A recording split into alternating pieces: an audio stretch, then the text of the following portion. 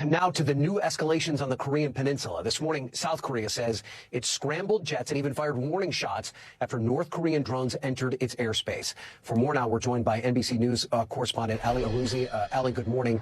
So what more can you tell us about what happened?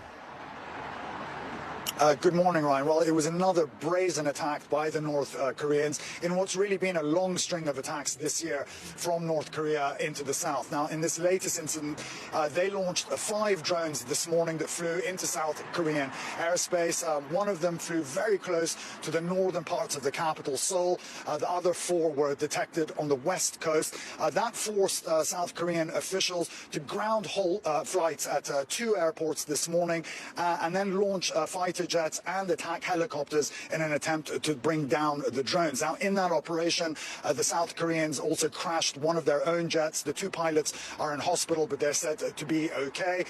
They lost track of the drones, which flew back into North Korean airspace. But as a countermeasure, the South Koreans also launched some of their own drones on a reconnaissance mission that went into North Korea to see what exactly had happened.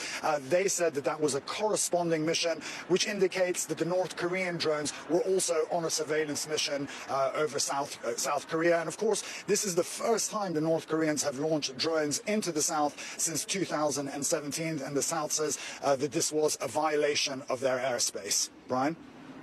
Yeah, Ali, this seems like a pretty provocative move by the North Koreans. You mentioned this is the first time it's happened since 2017. Are we hearing anything more about the North Korean motivation for all of this? Well, quite recently, the North Koreans also tested 2 short-range ballistic missiles, and they said that that was in response to joint military drills by the South Koreans and the United States in that area.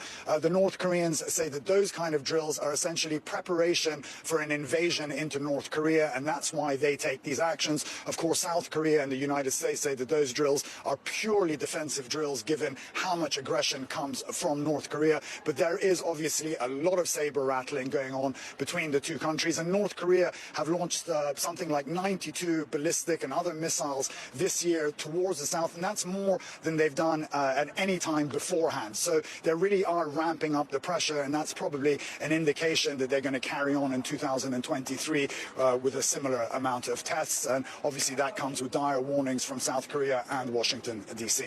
Thanks for watching our YouTube channel. Follow today's top stories and breaking news by downloading the NBC News app.